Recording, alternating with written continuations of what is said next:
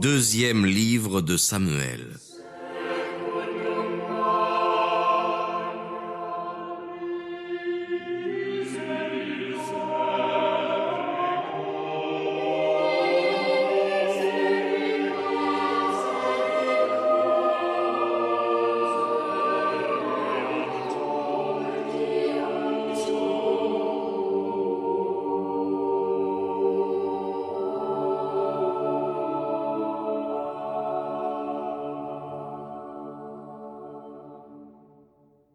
Après la mort de Saül, David, qui avait battu les Amalécites, était revenu à Sisélég et y avait passé 2 jours. Le 3e jour, il parut un homme qui venait du camp de Saül. Ses habits étaient déchirés et sa tête couverte de poussière. S'étant approché de David, il le salua en se prosternant jusqu'à terre. Et David lui dit, « D'où venez-vous » Et il répondit, « Je me suis enfui du camp d'Israël. » David ajouta, « Qu'est-il arrivé? Dites-le-moi. » Il lui répondit, « Le peuple a fui du champ de bataille, et un grand nombre sont tombés et ont péri. Et Saül même, et Jonatas son fils, ont été tués. » David dit au jeune homme qui lui apportait cette nouvelle, « Comment savez-vous que Saül et son fils Jonatas sont morts ?» Ce jeune homme lui répondit, « J'étais venu par hasard sur la montagne de Gelboé, et Saül s'appuyait sur sa lance. Et comme des chars et des cavaliers s'approchaient, il m'aperçut en se retournant et m'appela. Je lui ai répondu, « Me voici. » Et il me dit, « Qui es-tu » Et je lui répondis, « Je suis Amalécite. » Et il me dit, « Appuie-toi sur moi et tue-moi, car je suis dans l'angoisse, quoique toute ma vie soit encore en moi. » M'étant donc approché de lui, je le tuai, car je savais bien qu'il ne survivrait pas à cette ruine. Et j'enlevai le diadème qui était sur sa tête et le bracelet qu'il avait au bras, et je les ai apportés ici à vous, mon Seigneur. Alors David saisit ses vêtements et les déchira, et tous ceux qui étaient auprès de lui l'imitèrent. Et ils se frappèrent la poitrine et pleurèrent, et ils jeûnèrent jusqu'au soir à cause de Saül et de Jonatas son fils, et du peuple du Seigneur et de la maison d'Israël, qui avait péri par l'épée.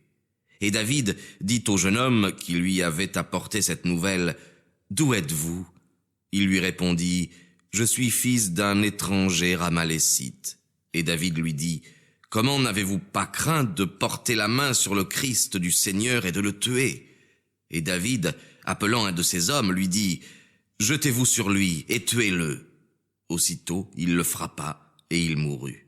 Et David ajouta, « Que votre sang retombe sur votre tête, car votre bouche a déposé contre vous en disant, « C'est moi qui ai tué le Christ du Seigneur. » Or David fit cette élégie sur la mort de Saül et de Jonatas son fils, et il ordonna d'enseigner ce chant de l'arc aux enfants de Juda, ainsi qu'il est écrit au livre des justes. Et il dit, « Considère, Israël, ceux qui sont morts sur tes coteaux percés de coups. L'élite d'Israël a été tuée sur tes montagnes. Comment les vaillants sont-ils tombés? Ne l'annoncez point d'Angette, ne le publiez pas dans les places publiques d'Ascalon, de peur que les filles des Philistins ne s'en réjouissent, que les filles des incirconcis n'en tressaillent d'allégresse. Montagne de Gelboé, que la rosée et la pluie ne tombent jamais sur vous, qu'il n'y ait point sur vous de champs à prémices, parce que c'est là qu'a été jeté le bouclier des héros et le bouclier de Saül, comme s'il n'eût point été sacré de l'huile sainte. Saül et Jonatas, aimables et gracieux pendant leur vie, n'ont pas été séparés dans leur mort même. Ils étaient plus agiles que les aigles et plus forts que les lions. Filles d'Israël, pleurez sur Saül, qui vous revêtait d'écarlate avec délices, et qui vous donnait des ornements d'or pour vous parer. Comment les forts sont-ils tombés dans le combat? Comment Jonatas a-t-il été tué sur vos montagnes? Je suis dans la douleur à cause de toi, Jonatas mon frère, si beau, digne d'être aimé d'un amour plus grand que celui qu'on a pour les femmes. Je t'aimais comme une mère aime son fils unique. Comment les forts sont-ils tombés? Comment les armes de guerre ont-elles péri?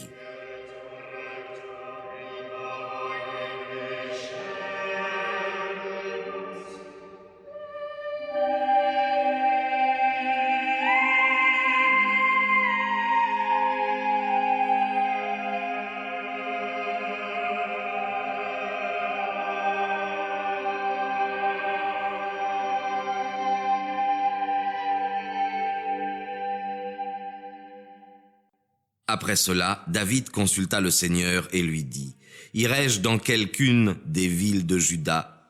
Le Seigneur lui dit, « Allez. » David lui demanda, « Où irai-je » Le Seigneur lui répondit, « À Hébron. » David y alla donc avec ses 2 femmes, Akinoam de Jezraël et Abigaïl, veuve de Nabal de Carmel.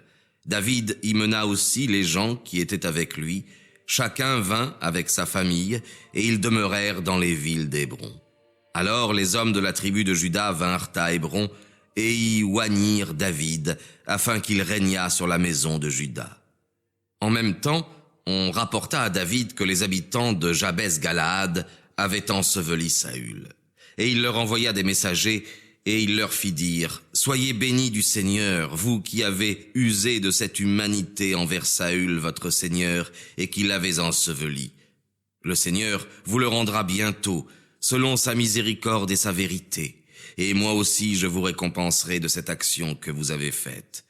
Ne vous laissez point abattre, et soyez des hommes de cœur, car bien que Saül, votre roi, soit mort, néanmoins la maison de Juda m'a sacré pour être son roi. » Cependant, Abner, fils de Ner, général de l'armée de Saül, prit Isboseth, fils de Saül, et l'ayant fait mener dans tout le camp, l'établit roi sur Galaad, sur Jésuri, sur Jezraël, sur Éphraïm, sur Benjamin et sur tout Israël. Isboseth, fils de Saül, avait 40 ans lorsqu'il commença à régner sur Israël, et il régna 2 ans. La maison de Juda suivait seul David. Et David demeura à Hébron 7 ans et demi, n'étant roi que de la tribu de Juda. Alors Abner, fils de Ner, sortit de son camp et vint à Gabaon avec les gens d'Isboseth, fils de Saül. Joab, fils de Sarvia, marcha contre lui avec les troupes de David, et ils se rencontrèrent près de la piscine de Gabaon. Les armées, s'étant approchées, s'arrêtèrent l'une devant l'autre. L'une était d'un côté de la piscine et l'autre de l'autre. Alors Abner dit à Joab que quelques jeunes gens s'avancent et qu'ils s'exercent devant nous. Joab répondit qu'ils s'avancent. Aussitôt, 12 hommes de Benjamin du côté d'Isboseth, fils de Saül, se levèrent et se présentèrent. Il en vint aussi 12 du côté de David. Et chacun d'eux, ayant pris par la tête celui qui se présenta devant lui, ils se passèrent tous l'épée au travers du corps, et tombèrent morts tous ensemble. Et ce lieu s'appela le champ des vaillants à Gabaon. Il se donna aussitôt un rude combat, et Abner fut défait avec ceux d'Israël par les troupes de David. Or, les 3 fils de Sarvia, Joab, Abisaï et Asaël, étaient là. Asaël était extrêmement agile à la course, comme les chevreuils qui sont dans les bois. Il s'attacha donc à poursuivre Abner, sans se détourner ni à droite ni à gauche, et sans le quitter jamais. Abner, regardant derrière lui, lui dit « Êtes-vous Asaël ?» Il lui répondit « Je le suis. » Abner lui dit « Allez à droite ou à gauche, et attaquez quelqu'un de ces jeunes gens, et prenez ses dépouilles. » Mais Asaël ne voulut point cesser de le poursuivre. Abner parla donc encore à Asaël, et lui dit « Retirez-vous, ne me suivez pas davantage, de peur que je ne sois obligé de vous percer de ma lance, et qu'après cela, je ne puisse plus paraître devant Joab, votre frère. » Mais Asaël méprisa ce qu'il lui disait, et il ne voulut pas se détourner.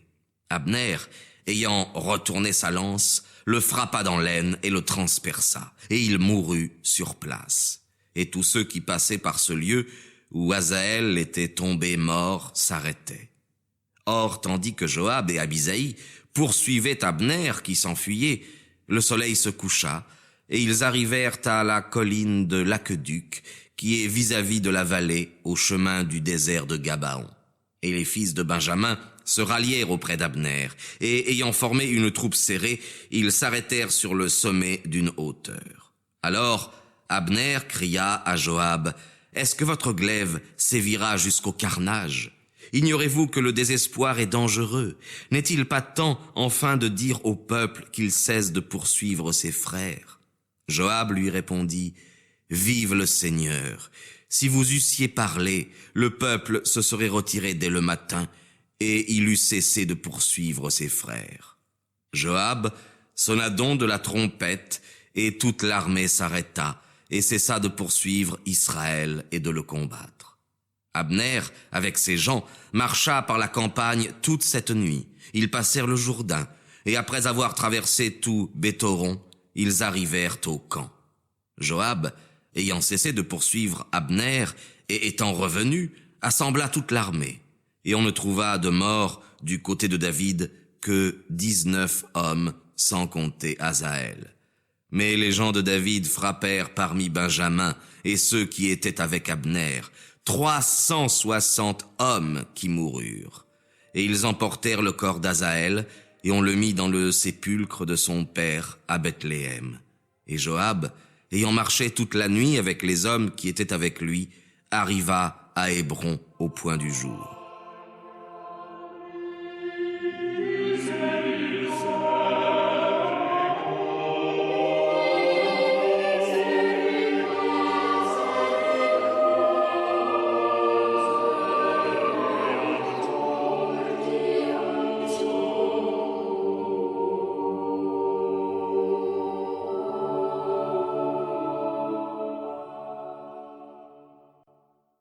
Il se fit donc une longue guerre entre la maison de Saül et la maison de David, David s'avançant toujours et se fortifiant de plus en plus, et la maison de Saül, au contraire, s'affaiblissant de jour en jour. Et il naquit à David des fils à Hébron. L'aîné fut Amnon, qu'il eut d'Akinoam de Jezraël. Le second, Kéléab, qu'il eut d'Abigaïl, veuve de Nabal de Carmel.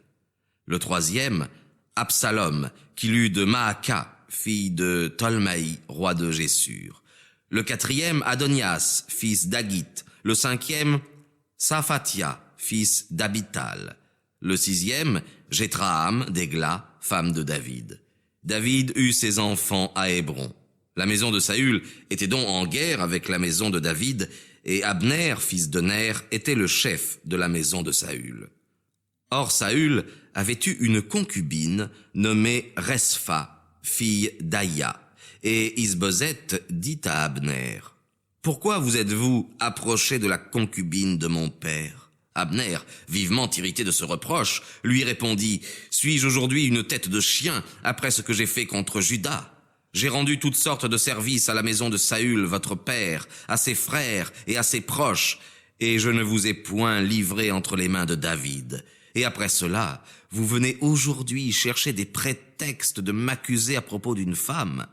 Que Dieu traite Abner avec toute sa sévérité, si je ne procure à David ce que le Seigneur a juré en sa faveur, en faisant que le royaume soit transféré de la maison de Saül en la sienne, et que le trône de David soit élevé sur Israël et sur Juda, depuis Dan jusqu'à Bersabée. » Et Isboseth n'osa lui rien répondre, parce qu'il le craignait.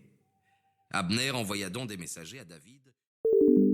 Nous espérons que vous avez apprécié cet aperçu. Pour continuer à écouter ce livre audio sur Google Play Livres, utilisez le lien dans la description de la vidéo.